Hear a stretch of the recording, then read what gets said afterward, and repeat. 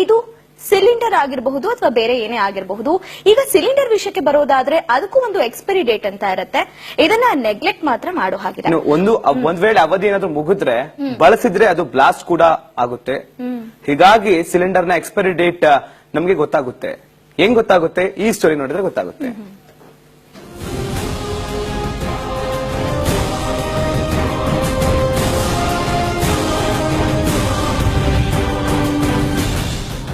LPG cylinder expiry date.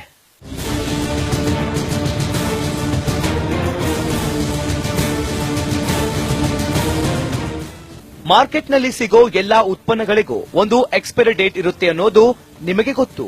ಆದ್ರೆ ನಿಮ್ಮನೆ LPG ಸಿಲಿಂಡರ್ಗೂ ಅಂತದ್ದೊಂದು ಕೊನೆ ದಿನ ಇರುತ್ತೆ ಅನ್ನೋದು ಖಂಡಿತ ಗೊತ್ತಿರಲಿಕ್ಕಿಲ್ಲ.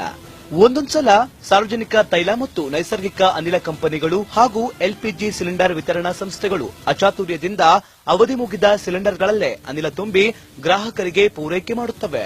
ಆದ್ದರಿಂದ ನೀವು ಪ್ರತಿ ಸಲ ಎಲ್ಪಿಜಿ ಸಿಲಿಂಡರ್ ತೆಗೆದುಕೊಳ್ಳುವ ಮುಂಚೆ ಆ ಸಿಲಿಂಡರ್ನ ಮೇಲಿರೋ ಎಕ್ಸ್ಪೈರಿ ದಿನಾಂಕವನ್ನು ತಪ್ಪದೇ ಪರಿಶೀಲಿಸಿ ನೋಡಿ.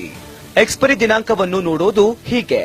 ಈ ಮುಕ್ತಾಯದ ದಿನಾಂಕ ಅಥವಾ ಎಕ್ಸ್ಪೈರಿ ಡೇಟ್ ಇರೋದು ಸಿಲಿಂಡರ್ನ ಕುತ್ತಿಗೆಯಲ್ಲಿರುವ ಲೋಹದ ಪಟ್ಟಿಯ ಒಳಭಾಗದಲ್ಲಿ. ಇಲ್ಲಿ ನೀವು ಎ, ಬಿ, ಸಿ ಅಥವಾ ಡಿ ವರ್ಣಮಾಲೆಯ ಜೊತೆಗೆ 2 ಅಂಕಿಯ ಸಂಖ್ಯೆಯನ್ನು ನೋಡುತ್ತೀರಿ. ಎ ಅಂದರೆ ಜನವರಿಯಿಂದ ಮಾರ್ಚ್ನ ಮೊದಲನೇ ತ್ರೈಮಾಸಿಕ, ಬಿ ಅಂದರೆ ಏಪ್ರಿಲ್ನಿಂದ ಜೂನ್ ವರೆಗೆ, ಸಿ ಅಂದರೆ ಜುಲೈನಿಂದ ಸೆಪ್ಟೆಂಬರ್ ವರೆಗೆ ಮತ್ತು ಡಿ ಅಂದರೆ ಅಕ್ಟೋಬರ್ನಿಂದ ಡಿಸೆಂಬರ್ ವರೆಗೆ. ಇವುಗಳ ಜೊತೆಗಿರುವ 2 ಅಂಕಿಯ ಸಂಖ್ಯೆ ಸಿಲಿಂಡರ್ನ ಅವಧಿ ಮುಗಿಯುವ ವರ್ಷವನ್ನ ಸೂಚಿಸುತ್ತದೆ. ಉದಾಹರಣೆಗೆ ಇದನ್ನ ನೋಡಿ. ಇಲ್ಲಿ ಸಿಲಿಂಡರ್ನ ಮುಕ್ತಾಯದ ದಿನಾಂಕ B13 ಅಂತಿದೆ. ಇದರ ಅರ್ಥ ಏನೆಂದ್ರೆ 2013ರ ಜೂನ್ನಲ್ಲಿ ಈ ಸಿಲಿಂಡರ್ನ ಆಯಸ್ಸು ಮುಗಿಯುತ್ತದೆ ಅಂತ. ಈ ಸಿಲಿಂಡರ್ ಅನ್ನ 2013ರ ಜೂನ್ ನಂತರ ಸರಬರಾಜು ಮಾಡುವ ಹಾಗೆ ಇಲ್ಲ.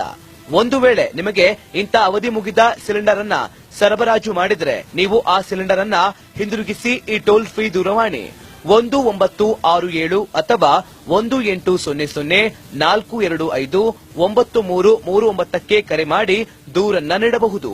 ಈ ನಂಬರುಗಳನ್ನ ದಾಖಲಿಸಿ ಇಟ್ಟುಕೊಂಡು ಇನ್ಮುಂದೆ ಸಿಲಿಂಡರ್ ಪಡೆಯುವಾಗ ತಪ್ಪದೇ ಎಕ್ಸ್ಪೈರಿ ಡೇಟ್ ನೋಡಿ.